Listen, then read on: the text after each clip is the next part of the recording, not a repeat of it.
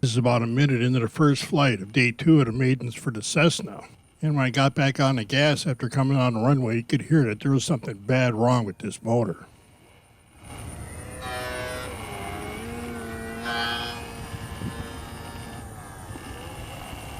Here I was trying to keep the RPM down and use the motor as little as possible to get back to the runway. And the flight envelope of the Cessna made that a lot easier than I anticipated. It took a couple of weeks, but I got a new motor for the plane and put it in. It's obvious that the Cessna has more power than needed to get into the air. And part of it is the airframe needs so little speed to start flying. Put the flaps down, and even on a windy day, the Cessna lands at a walk. I think my problem is that I get fascinated with how slow it's going until it slows down enough that it just falls out of the sky. I'm saving the really aggressive aura setup for later, but it still has plenty of roll rate to play around when you take off. It appears my solo shot gets confused when I start making turns while I'm rolling. Here you can see that I'm getting used to the fact that the Cessna doesn't fly like a high-wing airplane. The Cessna loves the rudder, and if you combine the rudder with the other controls, you can do some real close-in figure eights without gaining a lot of altitude. I still have to get throttle management into my head. You just don't need so much throttle to do things like this. In fact, they're a lot easier to do if you get off the gas some. Here I'm using a bunch of rudder, but a little bit of aileron cross control. There is some rudder mixing already built into the R8, and that helps this some also. That effective but predictable rudder lets you fly this plane kind of crooked.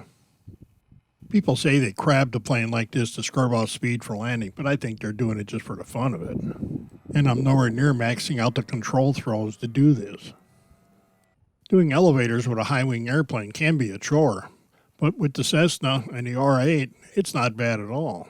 Of course, I always choose to try and video this kind of thing when there's no clouds in the sky so you can't see the rate of descent. Despite having a relatively strong crosswind on this day, the Cessna lands easily. Sure, some of that is the R8, but the rest of it is the way the airframe is designed. There aren't many planes that can combine this kind of agility with low-speed flight. If you watch a bunch of my videos, you know that I like doing snap rolls on takeoff. For our purposes here, let's just say that I'm stress testing the Cessna for all my viewers. I'm terrible at hovering airplanes that are supposed to hover, but the Cessna makes it kind of easy. I still suck at it, but I'm getting better. Getting the Cessna to spin takes more control input than I expected. I expect that much of that comes from the R8 trying to keep the plane level. But it does spin pretty good, and most important of all is it comes right out of it when you let go of the sticks. Like most high-wing airplanes, the Cessna isn't happy about being upside down.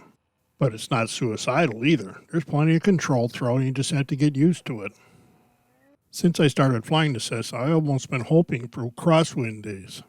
The Cessna just doesn't have any bad habits when you start sliding it around, keeping the wing flat to the ground. When dealing with the wind, that's a lot safer than trying to bank the plane when you're that close to the ground. Then we get to see how slow we can fly the plane down the runway. Before we start filming the third maiden day, we're going to move the aura up into its most aggressive configuration. I'm kind of anxious to do that because the Cessna is so agile the way it is. But since I've always liked a very active airplane, we're going to put the R8 on kill and see how that flies. I expect it's just going to be more fun to fly. And I expect it'll show us that the already expansive flight envelope can get a bunch bigger.